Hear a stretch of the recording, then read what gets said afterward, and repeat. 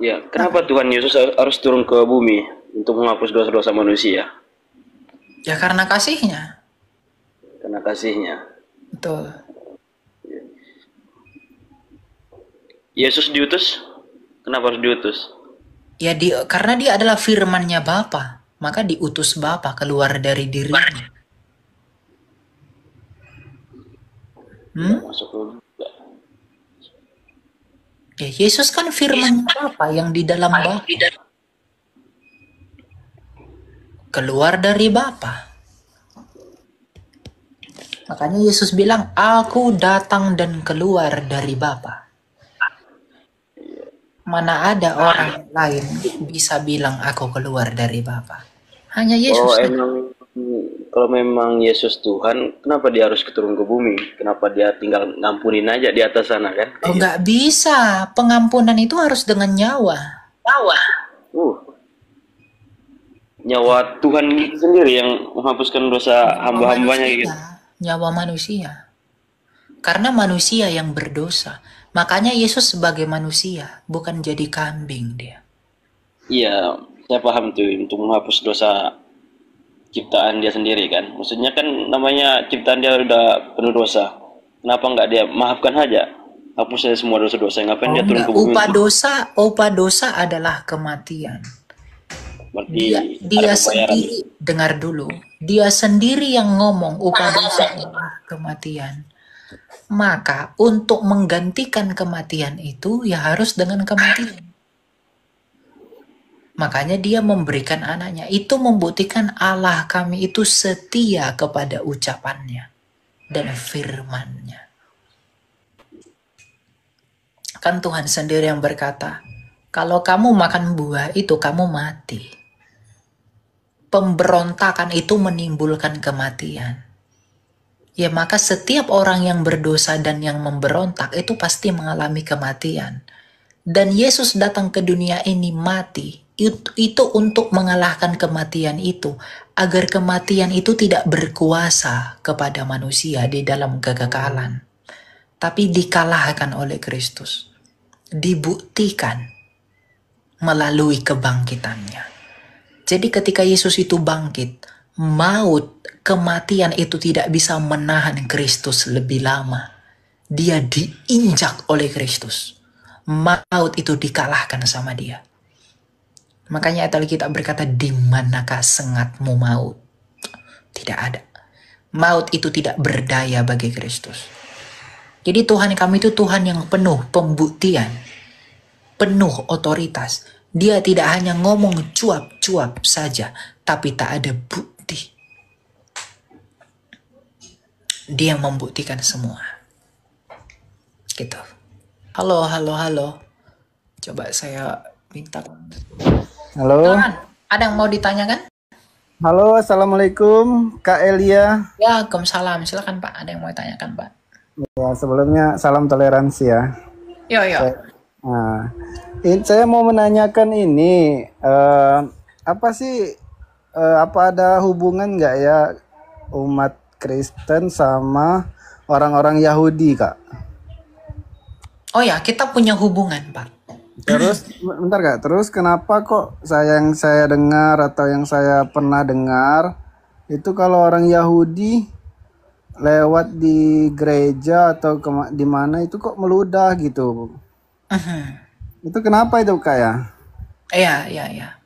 Ya itu kan Yahudi sekarang. Murid Yesus kan orang Yahudi. Mereka percaya Yesus toh.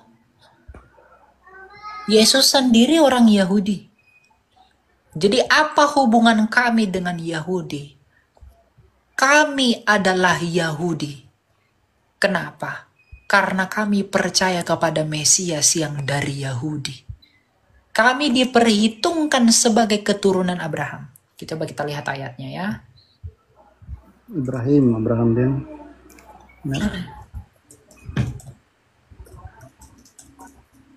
Ya. Galatia 3 ayat 29. Dan jikalau kamu adalah milik Kristus, maka kamu juga adalah keturunan Abraham dan berhak menerima janji Allah. Kenapa kita ini orang Yahudi? Karena kita adalah milik Kristus, yang adalah orang Yahudi yang mendatangkan keselamatan. Murid Yesus itu orang-orang Yahudi. Rasul Paulus seorang rabi dari Benyamin, seorang Yahudi. Jadi kalau Bapak bilang kenapa Yahudi itu tolak Yesus, itu Yahudi yang mana dulu? Yahudi yang sekarang toh? Yahudi dulu terima Yesus. Yang mengikut dia ketika dia buat mukjizat 5 roti, 2 ikan.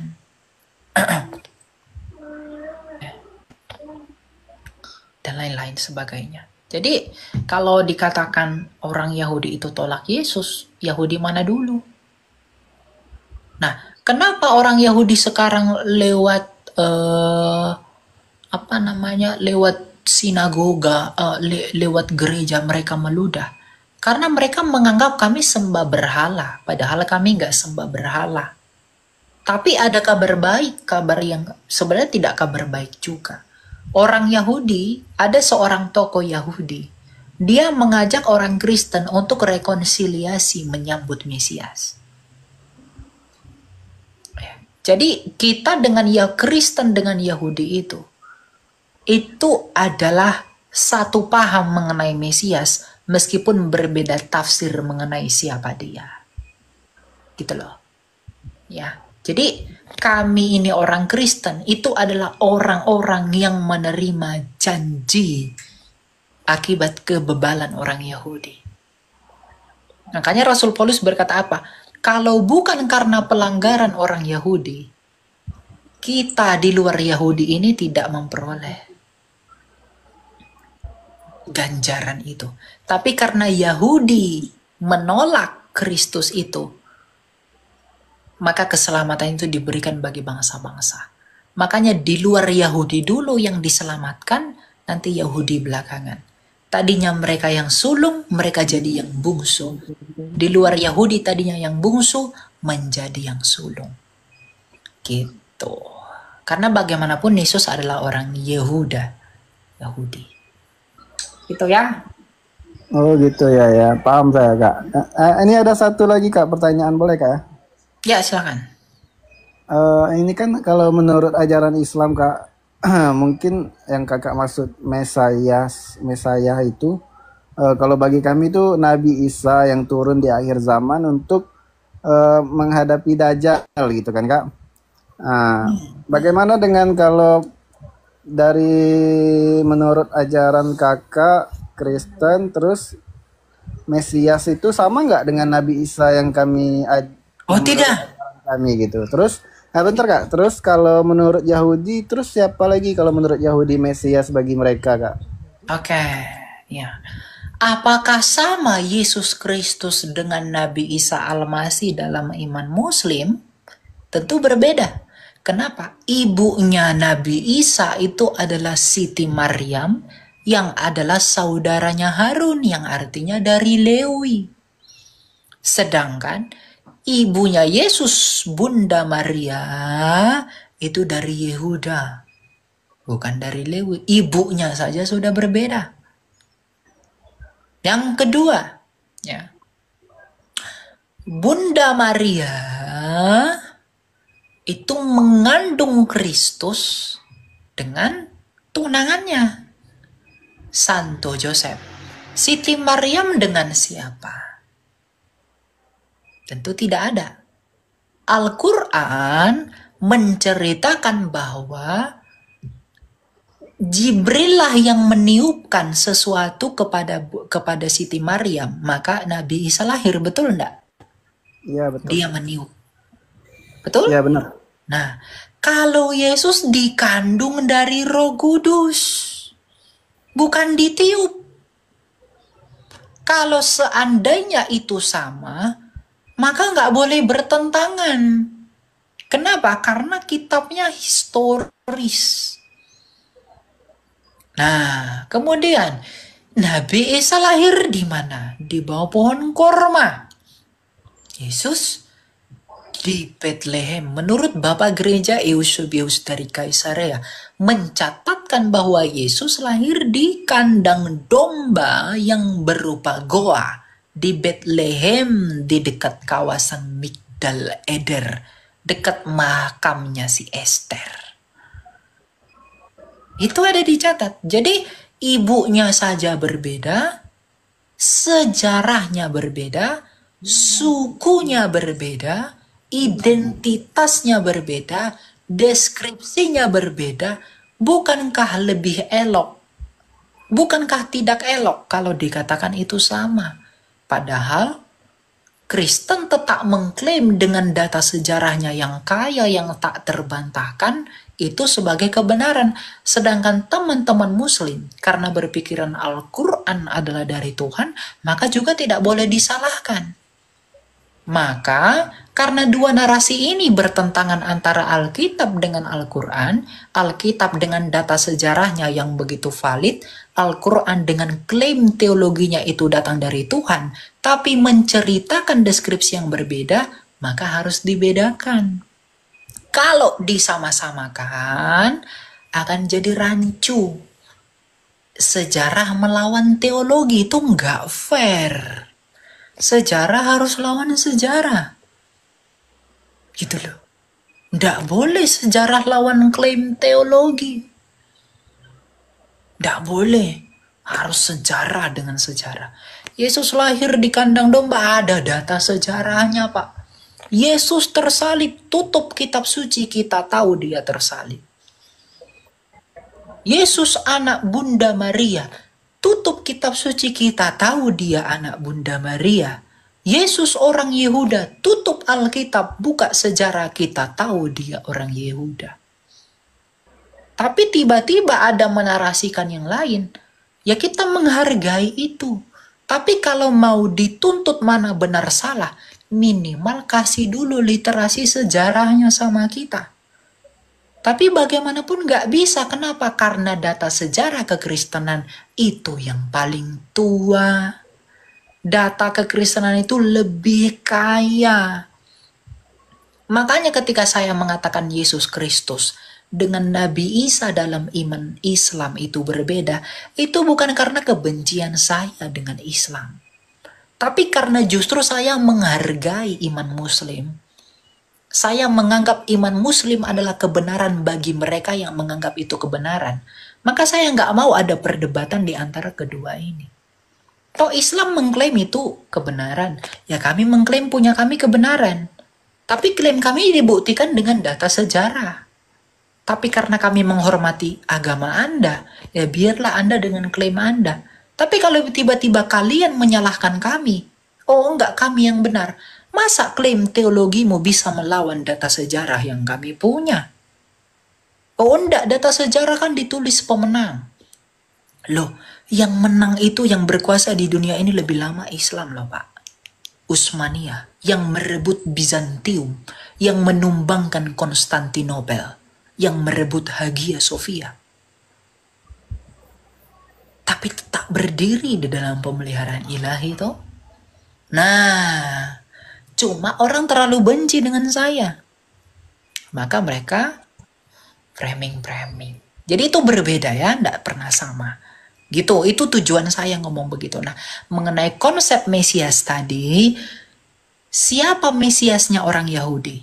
Ya, kalau Mesias kami itu sudah datang, yaitu Yesus 2000 tahun lalu. Mesiasnya Yahudi siapa? Belum datang, masih ditunggu-tunggu.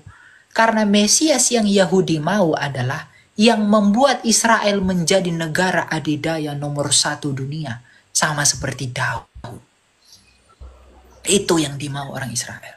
Jadi orang Israel itu pengen ada satu tokoh yang membuat Israel itu menjadi negara yang paling maju di dunia. Itu mereka anggap Mesias. Yang membebaskan Israel dari perbudakan, itu mereka mau Mesias. Kalau Mesiasnya orang Yahudi adalah pembebasan bangsa itu dari perbudakan, maka Mesiasnya Kristen adalah pembebas dari perbudakan dosa, yaitu Kristus. Itulah Mesias kami. Sama-sama pembebas. Itu. Ya? Ya Kak, satu lagi Kak. Kalau dari ajaran Kristen itu percaya nggak Dajjal di akhir zaman itu Kak ya? Kami tidak percaya Dajjal ya. Saya tidak tahu Dajjal itu. Nah, Dajjal itu adalah murni ide teologinya Islam. Tapi kami percaya dengan satu sebutan, yaitu antikristus. Antikristus dengan the Antichrist, sang antikristus dengan antikristus kecil-kecil itu berbeda. Di Antichrist ada sang antikristus. Itulah nanti yang akan menyatakan diri sebagai Allah. Yang di dalam 1 Tesalonika 2 ayat 4 itu loh. Yang akan membangun bait suci ketiga. Nah, gitu. Ya. Oke. Ini mungkin terakhir Kak pertanyaan. Ya, silakan. Kalau dari ajaran Islam kan nanti ada namanya hari akhir atau hari kiamat. Gimana kalau dari ajaran Kristen itu percaya nggak dengan hari akhir gitu Kak? Ya, kalau kamu percaya kiamat itu dalam imanmu kan dihancurkan, betul enggak? Ada, wah, meledak segala macam, bumi ini dihancurkan, bla bla bla, peristiwa-peristiwa gunung meletus, bla bla segala macam.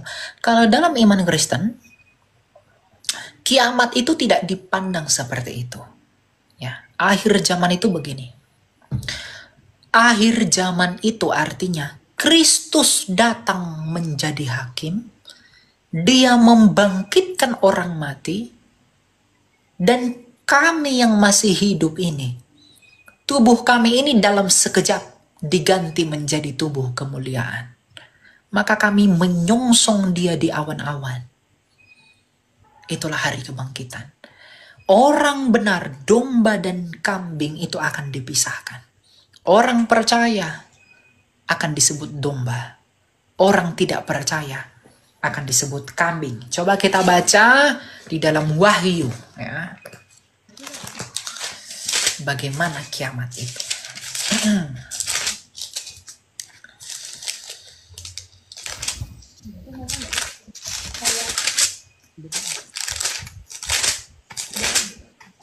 Ya. Nah, Wahyu 7 ayat 9.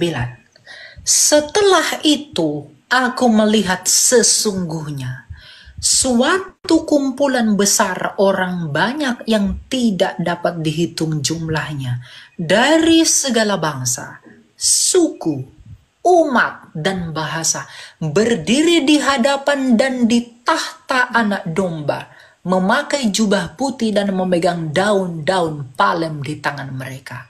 Dengan suara nyaring mereka berseru, keselamatan ada pada Allah yang duduk di atas tahta dan pada anak domba.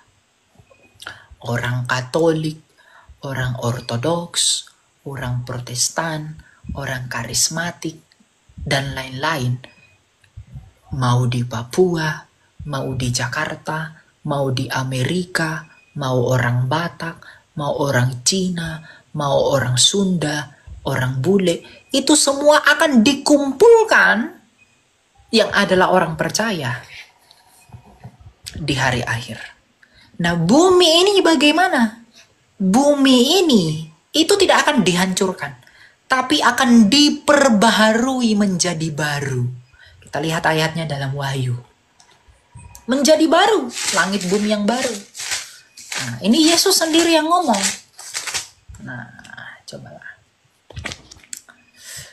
Wahyu 21. Lalu aku melihat langit yang baru dan bumi yang baru. Sebab langit yang pertama telah dan bumi yang pertama telah berlalu dan laut pun tidak ada lagi. Aku juga melihat kota yang kudus Yerusalem yang baru turun dari sorga, dari Allah yang berhias bagaikan pengantin perempuan yang berdandan untuk suaminya. Lalu aku mendengar suara yang nyaring dari tahta itu berkata, lihatlah kemah Allah ada di tengah-tengah manusia dan ia akan tinggal bersama-sama mereka. Mereka akan menjadi umatnya dan Allah sendiri akan menyertai mereka sebagai Allah mereka. Ia akan menghapus segala air mata dari mata mereka dan maut tidak ada lagi. Tidak akan ada lagi perkabungan atau ratap tangis atau duka cita, sebab segala sesuatu yang lama itu telah berlalu. Ia yang duduk di tahta itu berkata, lihatlah, Aku menjadikan segala sesuatu baru. Jadi Tuhan kami itu tidak akan lempar bumi, hancurkan ini, bla, enggak. Tapi oleh kuasanya, dia akan memperbaharui alam semesta. Itu menjadi baru. Sama seperti keadaan semula sebelum jatuhnya Adam dan Hawa ke dalam dosa. Sama seperti air bah yang membersihkan orang-orang Nefilim dari generasi Nuh ke bawah. Seperti itulah kelak pembersihan Kristus. Bahwa langit dan bumi yang lama yang penuh dosa ini akan diperbarui, direstart ulang oleh Kristus. Menjadi langit dan bumi yang tanpa dosa dan tanpa penderitaan. Maka disitulah kami orang-orang kudus akan ditempatkan dalam kekekalan. Di mana ratap tangis, duka cita, dan kematian tidak ada. Di mana kami akan disinari oleh cahaya keilahian Sang Bapa. Dan dipimpin oleh Kristus, Putra Allah itu. Jadi kami tidak akan melihat Sang Bapa, tapi kami akan hidup di bawah terangnya Sang Bapa. Karena Allah itu adalah terang. Kami hanya akan melihat Yesus. Kami tidak bisa melihat Bapa. Tapi terangnya Sang Bapa akan menyinari kami. Dan malam hari tidak ada lagi. Gitu. Itulah akhir zaman di kami. Maka kami akan hidup seperti malaikat di sorga. Tanpa perkawinan. Tanpa aktivitas seks. Tanpa dosa. Itulah yang disebut dengan kedamaian yang sejati. Artinya kami dikembalikan seperti keadaan Adam dan Hawa sebelum kejatuhannya ke dalam dosa. Itulah misinya Kristus. Langit bumi baru. Gitu ya. Oke Kak, terima kasih untuk penjelasannya Kak. Ya. Ada lagi kamu tanya? Kalau pertanyaan sih sebenarnya banyak Kak, tapi ini komentarnya banyak nggak sabar lagi. Ya, Oke, kasih kesempatan yang lainnya Kak. Oke. Ya udah, Tuhan berkati ya. Yuk.